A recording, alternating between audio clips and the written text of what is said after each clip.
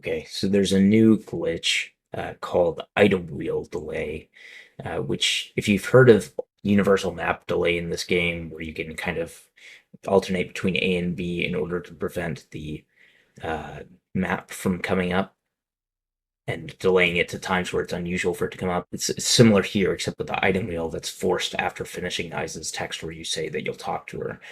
It basically, we can pull up the item wheel in pretty much any place that we want, as long as it's not like in the middle of a loading zone or there's like text on screen like there is right now, or like the map is up or something. But pretty much, or the pause screen.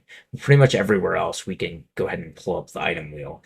And also, curiously, during this state, I guess since the game must think that we still have control of Link because the item wheel is, queued to come up, uh, we still have some time where we can like actually just pause the game, uh, including in places where we shouldn't normally be able to pause, like cutscenes. And so I'll just go ahead and show how it works basically. So we're gonna go ahead and just say yes to this text box in advanced frame. And then we want to go 7 frames after this. We don't have to do any inputs. Okay, and then the A button goes away, so we know that this is the frame we have to start doing inputs. And so we could do something like A for 1 frame, and then B for 1 frame, and then A for 1 frame. And so you see the UI start to show up here. This means that we can actually pull up the map starting on this frame. We can't actually pause until the UI is like fully showed up, which would be another few frames of alternating between inputs, but we can go ahead and pull up the map on this frame. And so now we have the map pulled up.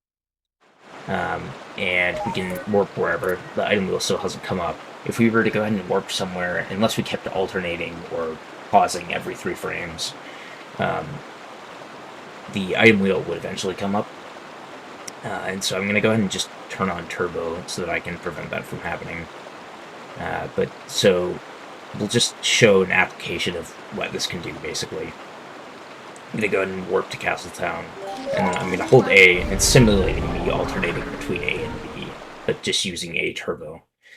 And so during all of this time, including like while warping in and warping out, whatever, the game could have loaded the item wheel. But because I'm holding A, it's not going to.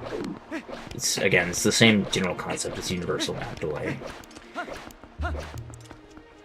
But so one of the things that I can do is I can go over to this cutscene, the Squidnet cutscene, which is notoriously very long.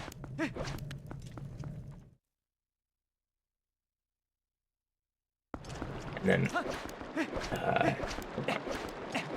go ahead and have a verifiable run by bonking into the wall. And then I can just pause after letting go of A. So it's got turbo, so it'll pause as soon as I let go of A. And now I'm paused in the middle of the cutscene. And so I can save warp from here, which I will do. And then, as you're going to see, let me turn off turbo.